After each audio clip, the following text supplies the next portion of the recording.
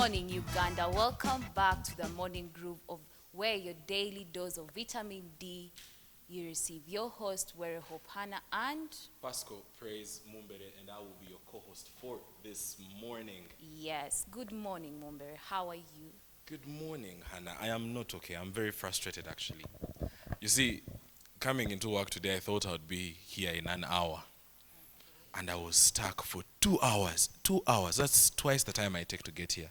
So jam is really crazy. Ginger Road is on fire, and as I was moving past most of the people in the taxis, they were scrolling on their phones, mostly on X, looking for. Addiction.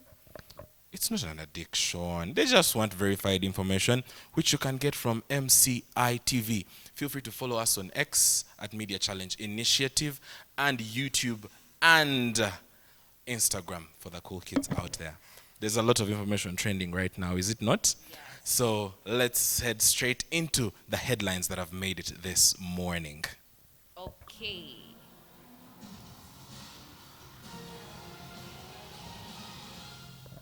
Okay, let's now take a look at what's making headlines this morning. The Media Challenge Initiative Fellowship launches Cohort 9. What is it all about? Police announces over 1,000 arrests following a spike in a crime.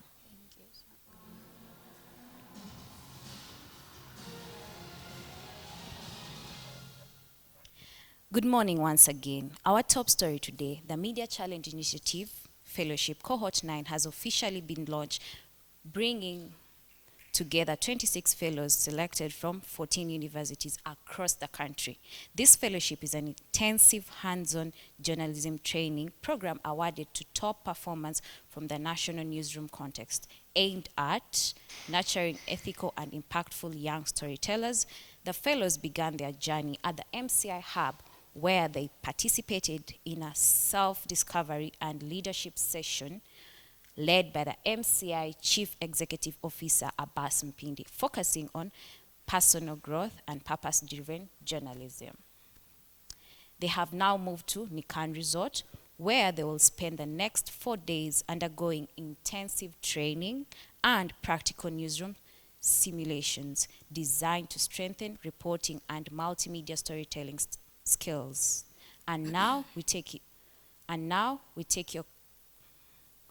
your closer to our story. Our reporter, Mtesi Yvonne, is on the ground, meeting the fellows and speaking to them. Thank you so much, Hannah. From the studio, this is MCI TV, and my name is Yvonne Mutesi.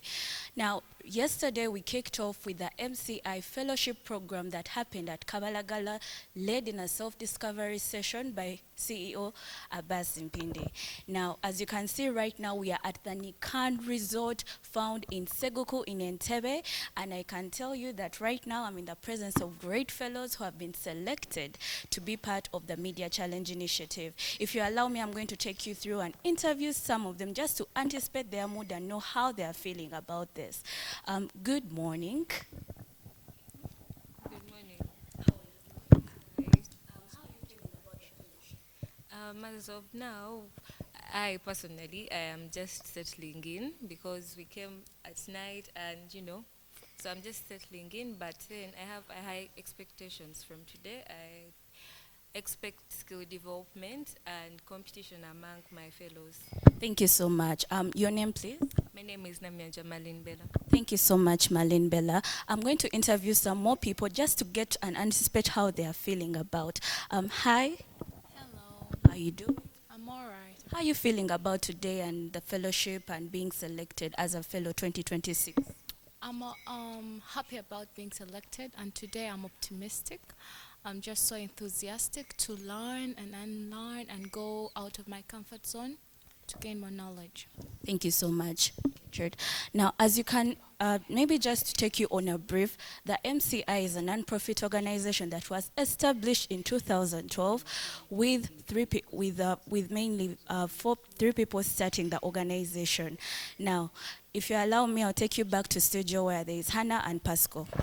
Thank you so much, Yvonne. In other news, police have announced major security operations following a recent rise in crime.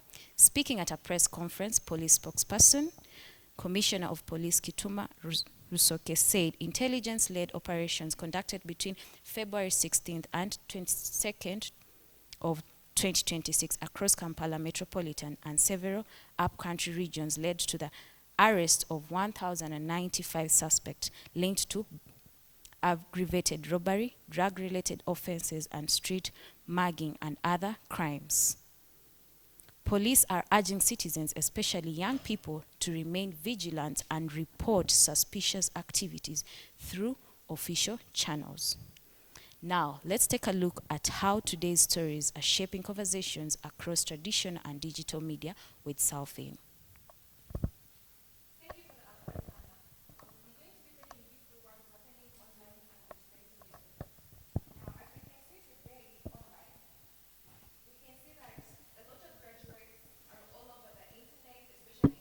That is all that we have for you from the Daily Monitor and our ex-handle.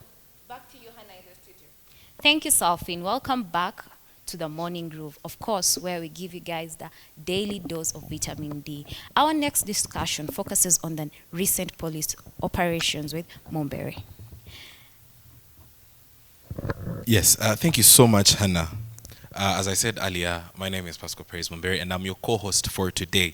Now, in the stories we were told that the 1,095 suspects arrested were all linked to crimes of aggravated robbery, armed robbery, and issues like drug-related crimes, right?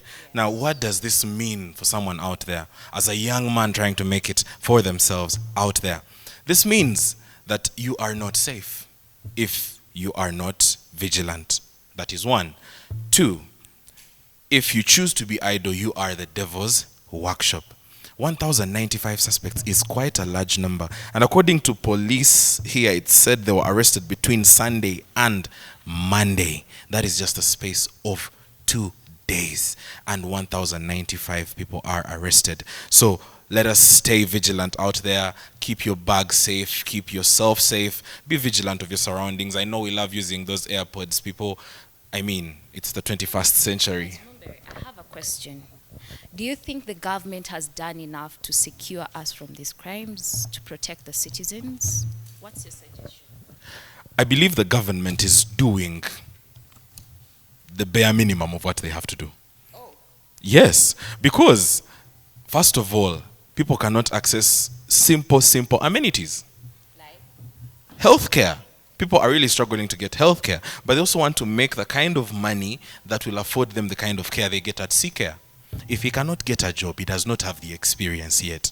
He's going to go to the street and start hawking to try and build himself up. But even on the street, our friends from KCC are saying, we don't want hawkers and vendors. So this person is idle. About that, what KCC has recently done. Do you think Omuntu Awansi, should we expect more high crime rate because that right now the Omuntu Awansi is no longer in the Kampala streets? As a matter of fact, not to be a prophet of doom, if something is not done about this, we are going to see this surge actually going on because people do not have where to earn money. I believe that the government of Uganda should... But KCCA said that they allocated markets for these people, but they abandon the markets and they come and they flag Kampala to the extent where there is traffic jam involving taxis, borders and passengers. And town is congested, we don't have where to move. Are you trying to say that what the government has done, it's not proper, or the government has not enlightened more about the markets which they are claiming they are available for the vendors? I believe the government is doing the bare minimum, like I said before. When you allocate markets and then you make the rates very high, how am I going to survive?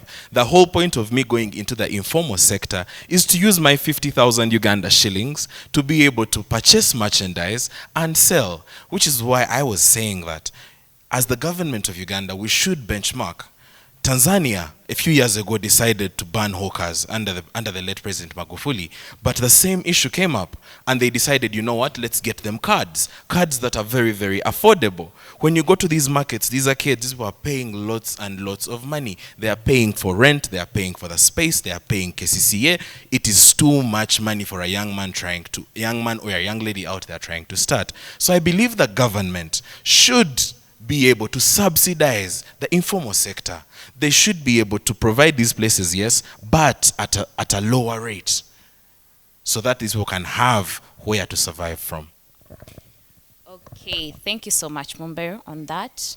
Let's continue with that conversation on our platforms at MCI Initiative, at Media Challenge Initiative. Do you guys support what Mumbere is saying, or you have your own opinion? I remain your host, Wero Hope Hannah, and Pasco Praise Mumbere. It was a pleasure sharing this morning with you. I hope you have a blessed day. Remember to pray. yes, enjoy the vitamin D. Bye.